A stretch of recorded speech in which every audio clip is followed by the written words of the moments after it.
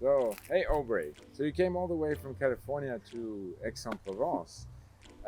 So I read a lot about all these rosés, celebrity rosés. So what is the real thing behind it? Is it just another marketing gimmick, or is there some real wine behind it? Yeah, so you're absolutely right. In 2020, we've seen rosé from Post Malone, Cameron Diaz, and this is not the start of it. There's, of course, Brad Pitt and Angelina Jolie have had a rosé before as well, Château Miraval. And there's maybe a dozen at least celebrities who are making rosé, and usually from Provence. So the reason for this is it's twofold. One, rosé is very popular.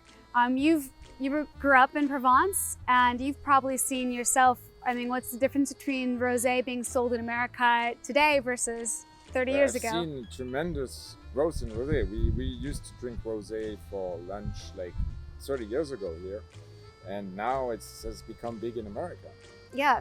So there's a huge flood of rosé, and so now it's very hard to make a rosé stand out. And a quick way to do that is to have a celebrity face attached to it. So as soon as you put Post Malone as your poster child for your Maison #9 rosé, then it makes it stand out. Likewise, for them, rosé typically has a very high margin, and so it's usually, not always, inexpensive to make. And so the celebrity, just by putting their name on it, can charge triple the price as another winemaker.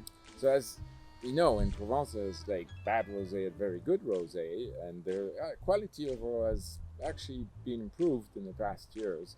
So are those celebrity wines good or bad? That's a great question. So just because the celebrity on it doesn't mean that it's good, but likewise, it doesn't mean that it's bad either. You just have to do a little bit more research and look at the winemaker partner behind the wine. The Brad Pitt wine, again, Château Miraval, is a great example. They work with the Provence family, which is very well known. They're like royalty in their own valley in Provence for making great wine for many, many years.